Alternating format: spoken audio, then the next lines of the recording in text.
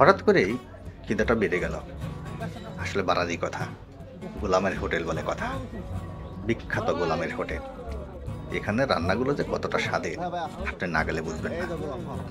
বলতে পারেন ভাই এটা আবার কোথায়? সিরাজগঞ্জ এনায়েতপুর বেড়িবাঁধের ঠিক পাশেই। যদি আরেকটু সহজ করে বলি, এনায়েতপুর খাজা ইউনুস আলী হাসপাতালের মেইন ফটকের পাশে। যেসব খেতে গেলাম, যাবার পরেই ঘটল বিপত্তি।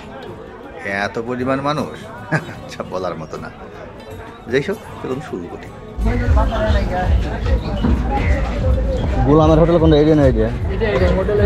এটা এই হোটেলটা এখানে পাক হচ্ছে।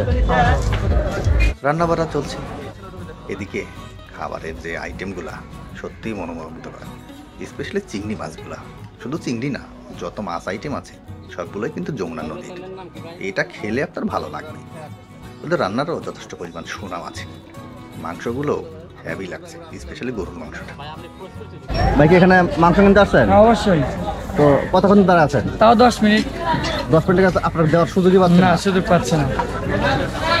এই ভাইয়ের কথাটা পুরোপুরি মিলে গেল। আর এই ভাই দিবে কি করে? এত লোক সামলানো তো কোনো কথা না। যতগুলো টেবিল আছে তার চেয়ে লোকের সংখ্যা অনেক গুণ বেশি। আপনি খেতে বসবেন, আপনার ঘাড়ের উপরে আরও 5 জন দাঁড়িয়ে থাকবে। কখন উঠবেন তারপরে বসবে। এর জন্য বিয়ে বাড়ির খাবারের অবস্থা। যাই হোক, অনেক কষ্ট করে যুদ্ধ করে অবশেষে সিট পেলাম। কিন্তু ততক্ষণে চিংড়ি মাছ শেষ। মাওয়ানের তাওয়াই অলরেডি একবার শেষ করছে, আবার বসতেছে, আবারও কি আর করা, আপাতত ছোট মাছ দিয়ে শুরু করলাম। যেহেতু চিংড়ি শেষ, খুবই ইচ্ছা ছিল চিংড়ি খাবার, কিন্তু কপালে না থাকলে যা হয় আর কি। তো যমুনার এই বিখ্যাত ছোট্ট ছোট্ট মাছ দিয়ে শুরু করলাম। সিরিয়াস, রান্নাটা একদম খারাপ বলবো না, মোটামুটি চলে আর কি। তো আলহামদুলিল্লাহ খেলাম, খারাপ বলবো না, যথেষ্ট পরিমাণ তৃপ্তি সহায় খেয়েছি। কিন্তু তারপরে আমার মনে হয় আজকে থেকে আমার বিশ্বাস কমপক্ষে আরও 5-6 বছর আগে এসেছিলাম। তখনকার রান্না আর এখনকার রান্নার ভিতরে অনেকটা তফাৎ আমি ফিল করি আর কি। সেই সময়ের স্বাদটাই মনে সবচেয়ে ভালো ছিল। অবশেষে গরুর মাংসটাও নিলাম, খারাপ না, মোটামুটি চলে।